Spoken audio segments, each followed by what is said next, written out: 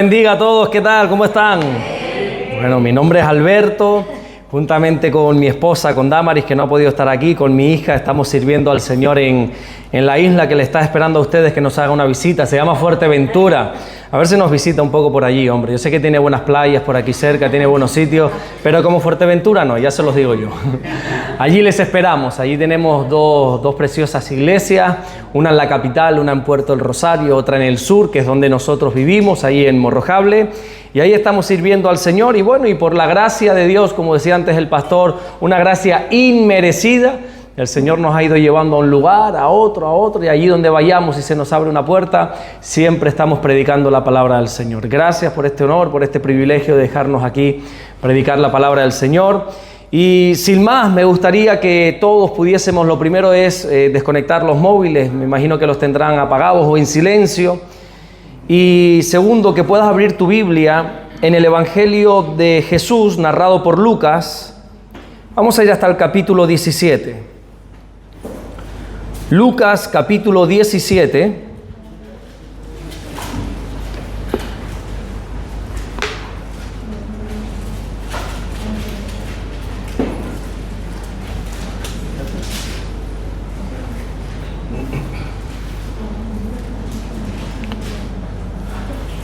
Lucas capítulo 17, a medida que lo vas encontrando, si te puedes poner en pie y lo leemos de pie, el versículo 11 vamos a leer. Algunos versículos vamos a estar leyendo desde el 11 hacia adelante. ¿Lo tenemos todos? Sí. Lucas capítulo 17, versículo 11 dice: Yendo Jesús a Jerusalén, pasaba entre Samaria y Galilea. Y al entrar en una aldea, le salieron al encuentro 10 hombres leprosos, los cuales se pararon de lejos. Y alzaron la voz diciendo: Jesús, Maestro, ten misericordia de nosotros. Cuando él los vio, les dijo: Id, mostraos a los sacerdotes. Y aconteció que mientras iban, fueron limpiados. Entonces uno de ellos, viendo que había sido sanado, volvió, glorificando a Dios a gran voz, y se postró en tierra a sus pies, dándole gracias. Y este era samaritano. Respondiendo Jesús dijo: ¿no son 10 los que fueron limpiados? ¿Y los 9? ¿Dónde están? No hubo quien volviese y diese gloria a Dios sino este extranjero. Y le dijo: levántate, vete, tu fe te ha salvado. Amén. Hasta ahí vamos a leer en esta mañana, vamos a orar dando gracias al Señor. Señor, gracias por tu palabra. Gracias, mi buen Dios, porque podemos leerla libremente, Señor, con las puertas abiertas. Gracias porque por lo menos hasta el día de hoy gozamos de libertad, Señor, en este país, en este lugar, para poder predicar y escuchar tu palabra. Oramos en el nombre de Jesucristo que mientras tu palabra es predicada, Señor, en esta mañana, en este lugar, que ocurran los prodigios, las señales, las maravillas, las sanidades, todo aquello que tu palabra dice que puede ocurrir, oramos para que ocurra en nuestras vidas. Gracias, Señor, te damos por todo lo que estás haciendo y por todo lo que vas a hacer en el nombre bendito de Jesús. Y solo el que lo cree dice fuerte: amén. Amén y amén. Puede tomar su asiento. Bueno, indagando un poco por internet, ahora me quedaba sorprendido con los chicos atrás porque ellos meten una frase y les hacen la imagen que quiera. Eso es algo que todavía a mí se me escapa un poquito de las manos. Estoy intentando aprender esa tecnología, pero bueno, poco a poco. Ténganme paciencia, por favor. Indagando un poco por internet, me he dado cuenta que el idioma español está compuesto más o menos alrededor de unas 300.000 palabras. Yo no sé si alguno se las conoce todas, pero 300.000 palabras. Nosotros, sin embargo, usamos para nuestro día a día unas 3.000, 5.000, más no. Ese es nuestro día a día. De hecho, la gran mayoría de esas palabras ya las decimos sin pensar, las decimos rutinariamente. Hola, ¿qué tal? Buenos días, sí, no. Ya todo eso es algo, por así decirlo, litúrgico, ¿verdad? Ya sin pensarlo lo estamos diciendo. Pero ¿sabes cuál es la palabra más usada en el idioma español? De esas 300.000 o de esas 3.000 a 5.000 que usamos a diario, ¿cuál es la que más usamos? ¿Alguno me sabría decir? Sí, dice la hermana. Bueno, todas las formas y todas las derivaciones del verbo ser. Esa es la palabra más usada en el idioma español. Quiero ser mejor persona. Soy cristiano. Soy de Canarias. ¿Qué sé yo? Podríamos poner muchos ejemplos. Dios es bueno. Esto es una bendición. O sea, todo lo que tenga que ver con el verbo ser, todas las derivaciones, es la palabra más usada. La palabra pedir o sus derivados, podríamos colocarlas, si pudiéramos hacer como un ranking, como un listado, por allí por el listado más o menos número 60. Somos muy pedichones los españoles, no nos gusta pedir, no todos, pero bueno, nos gusta pedir y usamos bastante esa palabra. Pero hay una palabra que ni siquiera se colaría en el top 100. Hay una palabra que de estas 300.000 que existe en el idioma español, Dios nos ha dicho que nunca puede salir de nuestra boca. Sin embargo, dicen los que entienden que más o menos es una palabra que usamos, estaría en el top 150 o 160, o sea, queda muy atrás y todos sabemos qué palabra es, ¿verdad? La palabra gracias. Pedimos más de lo que damos gracias. Pedimos 3 veces más de lo que damos gracias. Y la historia de los leprosos es un reflejo de esto. Los 10 supieron pedir. Los 10 supieron clamar. Los 10 supieron demandar lo que querían. Pero qué tremendo, ¿no? Que solamente uno, y encima un extranjero, uno fue el que vino y se postró y le dijo, gracias, Señor. Esto ahora que estoy viviendo, esto ahora que estoy experimentando, no es por mí, es por ti. Déjame y te explico un poquito esta parábola. El versículo 11 de Lucas 17 comienza así la parábola diciendo, yendo Jesús a Jerusalén, pasaba entre Samaria y Galilea. Dice que Jesús estaba yendo a Jerusalén. Este es el último viaje que el Señor va a hacer a Jerusalén. Ya de ahí va a ser crucificado, ya de ahí se va a quedar en Jerusalén los días que le quedan antes de ser ascendido al cielo. Así que es el último viaje hacia Jerusalén y dice el texto que está pasando entre Samaria y entre Galilea. Es un lugar intermedio. No está ni en Samaria, tampoco está en Galilea. Es una aldea que está en medio. Y créeme que si la Biblia te da este detalle, no es en vano. La Biblia no da puntada sin hilo. Todo lo que está en la Escritura es inspirado por Dios y es útil, dice la Biblia. Y nosotros tenemos que aprender, como me decía un pastor amigo mío hace muchos años atrás, a recoger esas pepitas de oro que están en la Biblia, ¿verdad? Esos tesoros escondidos que uno lo lee y pasa por arriba y quizá no se da cuenta, pero hermano, aquí hay un tesoro. Jesús estaba pasando entre Samaria y entre Galilea. Galilea era un territorio judío. Ahí vivían los judíos, ahí vivían los creyentes. Sin embargo, Samaria ya era un territorio gentil. Estaban los gentiles. Así que imagínate, estaba entre un territorio judío, un territorio gentil, por lo tanto la aldea del medio, gente que está indecisa. No se ha decantado todavía. No sabe si inclinarse a creer, no sabe si inclinarse a no creer. Es un lugar confuso, un lugar que los que estaban allí todavía no tenían las cosas claras, no se habían definido. No sé si aquí hay personas que hoy en día todavía están entre Samaria y Galilea.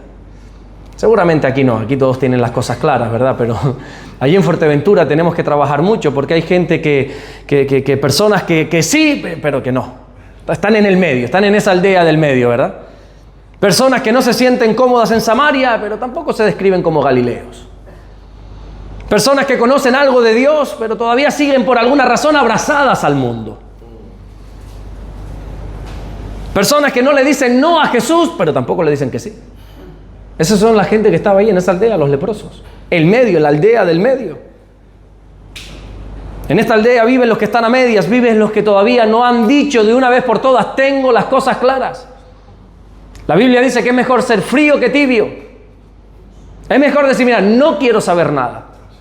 En un momento dado, Eliseo, cuando estaba Israel en un declive espiritual, en una decadencia espiritual terrible, le dijo, mira, decídanse ya. Si ustedes quieren servir al mundo, ¿saben lo que les digo? Y él estaba hablando como profeta.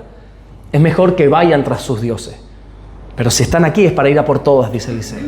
Y tienen que tener las cosas claras. Pero bueno, lo bonito de todo esto es que Jesús también pasa por ese lugar.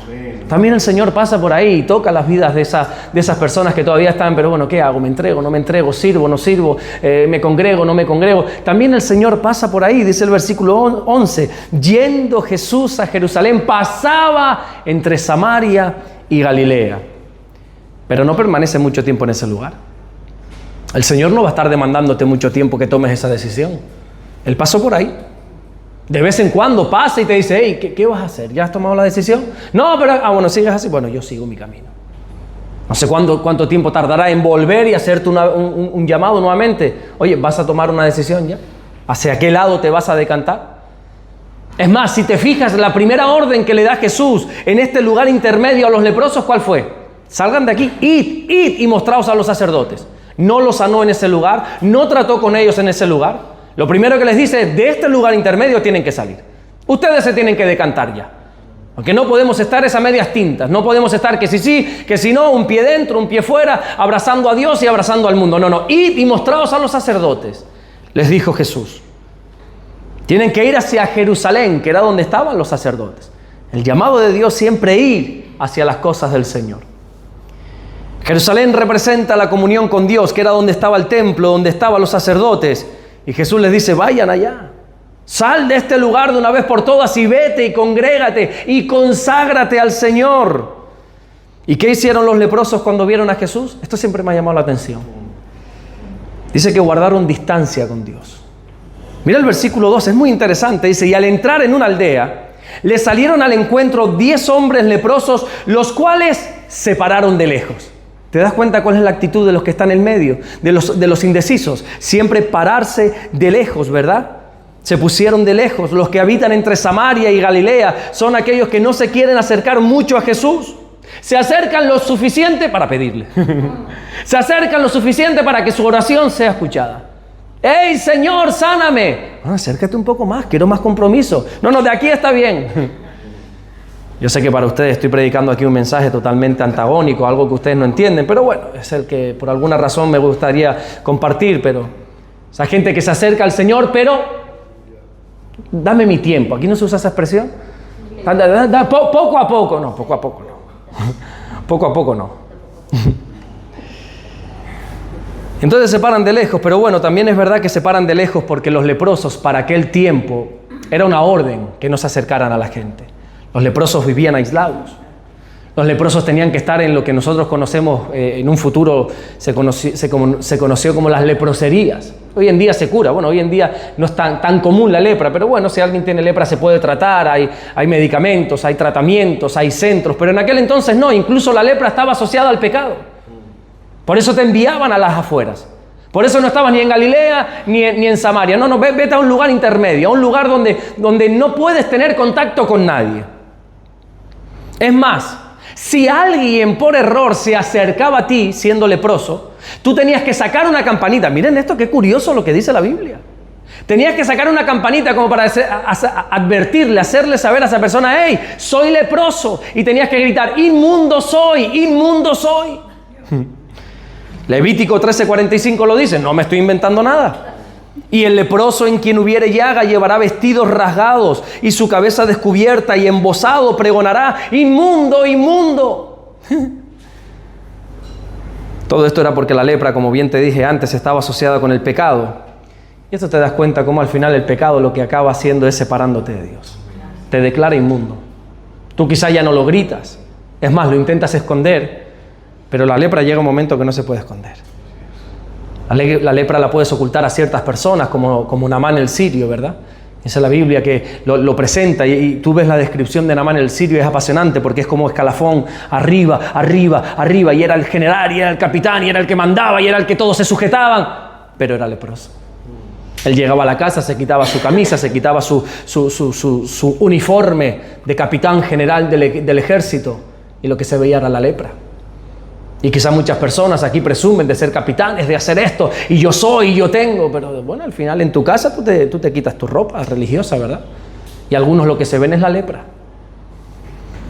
Y el pecado al final te das cuenta cómo te va separando de Dios. Pero bueno, para más desgracia es que no solamente tenían que embozar esos gritos, esa campanita, no solamente tenían que vivir aislados, sino que sus ropas tenían que ser especiales. Eran ropas rasgadas. Tú cuando veías a una persona así, tú decías, uy, este por buen camino no anda, ¿eh? Dice Levítico capítulo 13, versículo 45, y el leproso en quien hubiere llaga llevará vestidos rasgados y su cabeza descubierta. Los leprosos no solamente tenían que cargar con su enfermedad, no solamente tenían que vivir aislados, sino que además tenían que ponerse constantemente vestidos rasgados. para que cada persona que le mirase le pudiera decir: no eres digno, no sirves, no cualificas.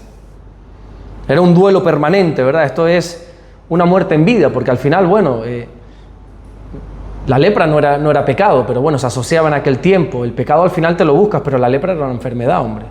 Encima contagiosa. Puede ser que tú no tenías nada que ver, pero por tener contacto con algún leproso caías enfermo.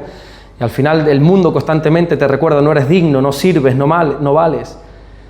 Pero qué tremendo que mientras la religión estaba rechazando, estaba apartando a estos leprosos, el Señor se acerca a ellos. El Señor en amor se acerca a ellos. Y aquellos que la sociedad había rechazado, aquellos que vivían vestidos rajados y que no eran nadie, Jesús se acercó a esas personas también. Y Jesús los recibió cuando ellos clamaron. Dice el versículo 13 de Lucas 17: y alzaron la voz diciendo: Jesús, Maestro, ten misericordia de nosotros, dice el texto. Este es el corazón del Evangelio. Mientras el mundo y la religión te aparta, te rechaza, Jesús quiere recibir a todos los que se acercan a Él. Ahora pregunto yo, ¿fueron sanados cuando clamaron? ¿Ellos recibieron el milagro, recibieron la sanidad cuando clamaron a Dios? No. Ellos fueron sanados, ellos recibieron la bendición de Dios cuando obedecieron a Jesús. Recuerdo lo que te decía antes, el versículo 14 de Lucas 17 dice: cuando Él los vio, les dijo: id, mostraos a los sacerdotes. Esto era porque los sacerdotes eran los que validaban la sanidad. No es que tú digas: no, ya estoy limpio. Bueno, quien tiene que validar, hoy sería un médico, ¿no? Un informe médico. Antiguamente era, como estaba asociado con el pecado, era un sacerdote el que tenía que decir: bueno, tú estás limpio, tú ya no estás inmundo, no eres impuro, puedes volver a tu vida. Por eso el Señor les dice: el medio entre Galilea y Samaria es un largo camino.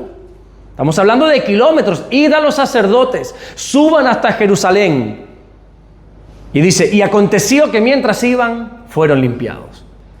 Jesús los envió a los sacerdotes porque ellos eran quienes verificaban la sanidad, y es en el camino donde ellos son sanados.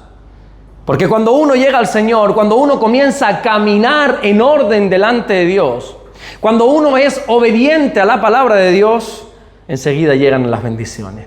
¿Cuántos en el camino han sido bendecidos, sanados, han sido tocados por Dios? En el camino, ¿verdad? Quizá vinimos y qué sé cuál fue tu clamor y qué fue lo que pediste al Señor, pero una vez nosotros decidimos poner nuestra vida en orden, decidimos obedecer, escuchar esa voz de Dios, ese id y mostraos. Ahí en el camino hemos ido recibiendo miles y miles y miles de bendiciones.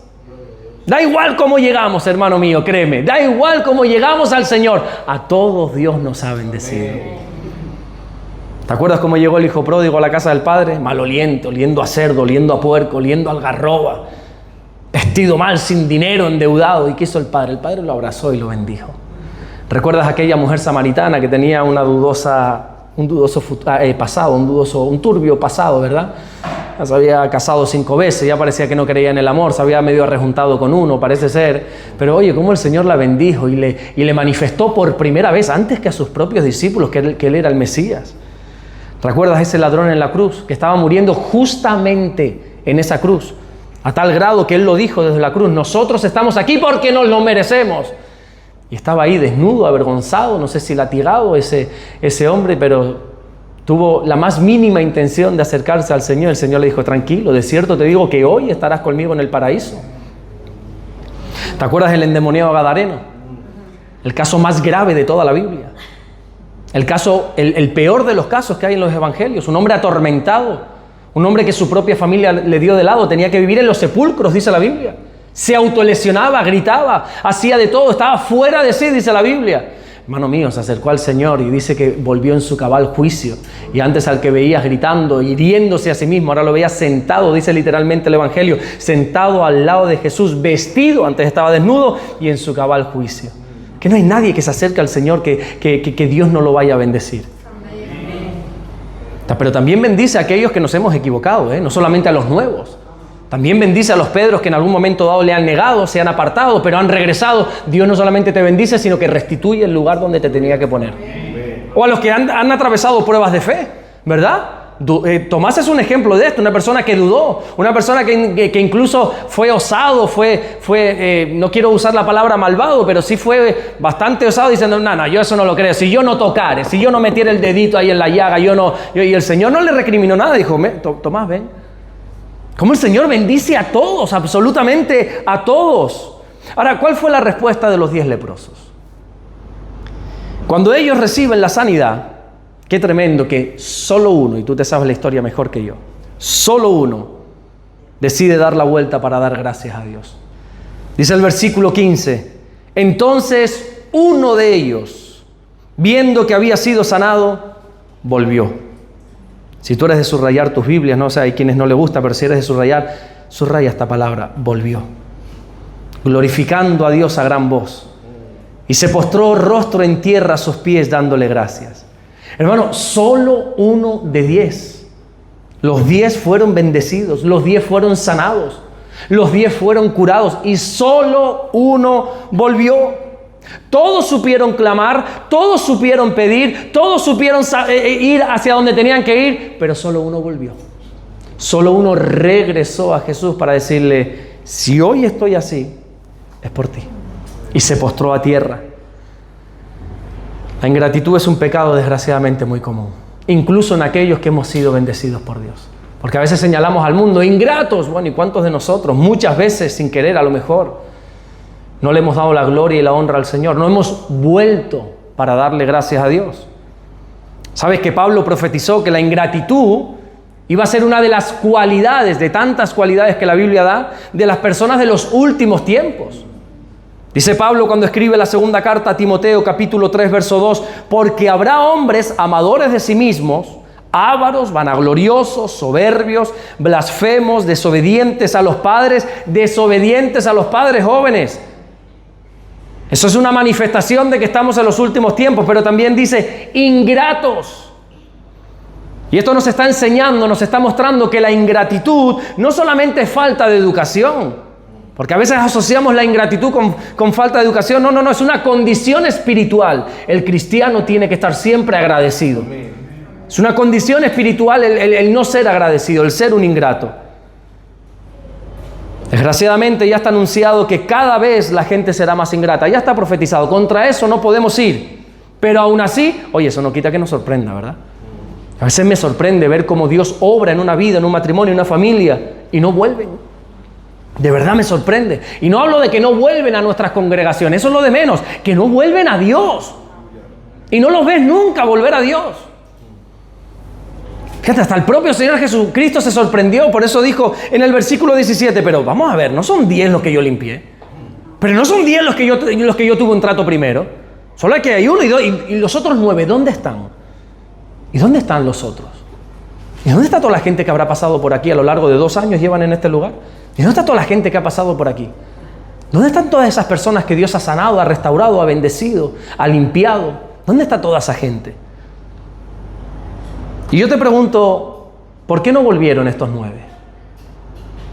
Hermano mío, yo a lo largo de mis años, mire, tampoco llevo muchos años en el Señor, creo que son unos 25, 26 años. No he visto ni una sola persona a lo largo de mi vida que no haya cruzado el umbral de una puerta de la iglesia y no haya sido bendecida por Dios. Amén. Ni una sola. Pero he visto muchas de esas personas bendecidas volver a cruzar ese umbral y no regresar nunca. Eso sí lo he visto. Se llevaron la bendición de Dios y nunca regresaron. ¿Y por qué no viene esta gente? ¿Por qué no regresaron los leprosos? Yo sé que rápidamente enseguida los atacamos, ingratos. Pero una vez hablé hace tiempo de esto, vamos a ponernos en la piel de los leprosos, ¿vale? No vamos a juzgarlos tan rápido porque, oye, no vaya a ser que tú te estés identificando con el que volvió y no vayas a ser tú uno de los 9. Recuerda que cuando tú tenías lepra, automáticamente a ti no se te permitía ni siquiera volver a casa, a ti se te aislaba. A lo mejor ese aislamiento podría ser 1 mes, 1 año, 5 años o a lo mejor eternamente. O sea, no salías más de ahí porque nunca eras sanado. O sea, ¿quién te dice a ti que entre esos leprosos, el día que le detectaron la lepra, el día que lo obligaron a irse a ese lugar, no tenía una niña pequeña en su casa o qué sé yo, un niño pequeño en su casa y oye, ponte en su lugar? Yo soy padre, yo tengo una niña de 5 años, yo estoy gozando ahora mismo aquí con ustedes, estoy disfrutando en el curso de obreros como, bueno, mejor dicho, estoy ahí pero vamos, Pero tengo unas ganas de darle un abrazo a mi hija, que usted no se lo puede... Y llevo aquí una semana nada más. Unas ganas de abrazarla. Ahora me llamaba, papi, me voy a la piscina. Y yo me derretía, ¿no?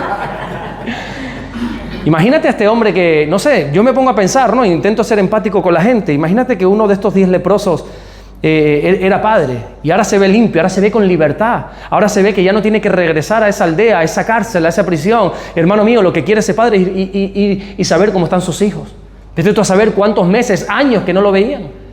Imagínate que uno de esos 10 que fue limpiado y no regresó era un hombre que quizás, no lo sé, te estoy poniendo ejemplos aleatorios. La Biblia no dice lo que la Biblia no diga, usted no lo invente. Yo estoy poniendo suposiciones, ¿vale? Imagínate que era un hombre casado o recién casado y cuando estaba en su mejor momento le detectaron la lepra, lo aislaron y ahora que se ve limpio, ahora que sabe que ya puede volver a su casa. Oye, yo no es por ser ingrato, Señor, tranquilo que ya voy, pero es que primero hay que ir a visitar a mi mujer. Es que quiero ir a ver a mis padres que ya no sé si siguen con vida. Es que quiero, no sé si me entiendes. O sea, tampoco vamos a juzgarlos, tampoco vamos a apedrearles aquí. Oye, ¿quién sabe lo que hay en el trasfondo de esta gente? Pero aún con todo eso, hermano mío, no hay ni un solo motivo para ser un desagradecido. Amén. Por eso el Señor se sorprendió. Y podríamos defenderlos y podríamos buscar la manera de defenderlos y dejarlos incluso como buenos hombres, buenos padres, buenos esposos, buenos hijos. Pero Jesús se sorprendió. ¿Y por qué no viene la gente, hombre? ¿Y los otros 9 dónde están? No hay razón alguna para que no seamos agradecidos con Dios. La palabra gracias debe estar siempre en la boca de un creyente. Siempre, constantemente dando gracias a Dios. Hay muchísimos estudios que afirman que ser agradecidos mejoran nuestra felicidad, mejoran aún la salud, mejoran el estrés. ¿Alguno aquí hay estresado? ¿No sufren de estrés aquí en Denia? Maravilloso, ¿eh? Por favor, a mí se me está cayendo hasta el pelo de aquí ya.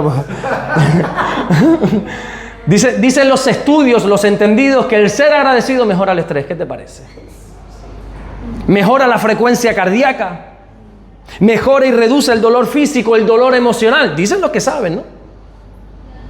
Pero por encima de todos esos beneficios debemos recordar que la Biblia dice en la primera carta que Pablo le escribe a los tesalonicenses, capítulo 5, verso 18, dad gracias en todo, porque esta es la voluntad de Dios para con vosotros en Cristo Jesús. ¿Y cuál es la voluntad de Dios para mi vida? Que seas agradecido, que des gracias, que no te quejes y que no te lamentes tanto por lo que no tienes, sino que des gracias por lo que ahora sí tienes. Incluso da gracias por lo que ahora no tienes. Esa es la voluntad de Dios para con vosotros, dice el texto. La voluntad de Dios siempre es que seas agradecido. ¿Tienes algún motivo en esta mañana para darle gracias a Dios? Amén. ¿Tienes algún mínimo motivo para darle gracias a Dios? Hermano, ¿por qué le darías gracias a Dios tú en esta mañana? Una sola cosa, una solo. El hecho de estar aquí vivo, gloria a Dios. ¿Alguien tiene algún motivo que le gustaría decir, yo doy gracias a Dios por esto? ¿Alguien? ¿Un motivo? Yo doy gracias siempre a Dios, se lo digo a mi mujer cuando, sobre todo ahora en verano, le doy gracias a Dios por mi trabajo. Gloria a Dios. No ando llevando sol por ahí, entonces de verdad siempre agradezco eso. Qué maravilla. Pues yo en ese sentido no puedo ser agradecido porque yo me dedico al aire acondicionado, yo estoy en los tejados y en las azoteas en verano. Gracias a Dios por tu trabajo, gloria a Dios. Qué bonito darle gracias al Señor por el trabajo. Gaspar. Yo doy gracias a Dios por la esposa que Dios me bendició. Gloria a Dios. Amén, amén, maravilloso, qué bonito. ¿Alguien más le puede dar gracias a Dios por algo? ¿Una acción de gracias espontánea que alguien tenga? Sí, hermano. Hombre, de verdad que sí, de verdad. Ahí solo lo valoramos y solo sabemos la bendición que es eso cuando pierden la salud, ¿verdad? Yo también le doy gracias al Señor esta mañana por la salud de mi hija. Yo también me sumo a ese agradecimiento. ¿Alguien más tiene alguna acción de gracia? ¿Alguien más? ¿Sí? Gracias a Dios por mi familia. Gloria a Dios, muy bonito, muy bien. Gloria a Dios, hermana. Sí, que también como decía Eno, que muchas veces cuando estamos orando le decimos a Dios, le damos gracias a Dios por todas las cosas que podemos disfrutar. Sí, Señor. Qué bueno, gloria a Dios. ¿Alguien más le gustaría darle gracias a Dios, hermana? Amén, qué bonito, gloria a Dios. Hermana, también por aquí. Por la salvación que Dios me ha abierto los ojos. Qué bonito. Para que vea la verdad.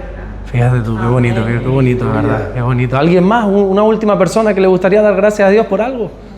¿Alguien? ¿Pastor? Yo por ser sano de la lepra. Qué bueno, gloria a Dios. Yo también. La lepra del siglo XX. Sí, la lepra espiritual, yo también. Qué bueno, hermano. Le doy gracias a Dios porque soy llamado hijo de Dios. Amén, gloria a Dios. Si es que tenemos miles aquí ahora, porque a lo mejor te has quedado como tímido o algo, pero tendríamos miles de motivos para darle gracias a Dios. No tendríamos tiempo en este culto para empezar a decir gracias por esto, gracias por lo otro, gracias por aquello, gracias por esto. Hermano mío, ¿tú sabes qué? Gracias por poder congregarnos en este lugar. Para nosotros esto es normal. ¿Cuántos se quejaron en el COVID porque nos cerraron muchas veces las iglesias y no es que el Estado? Hermano, tú sabes que congregarse eso es algo actual. Eso es algo actual.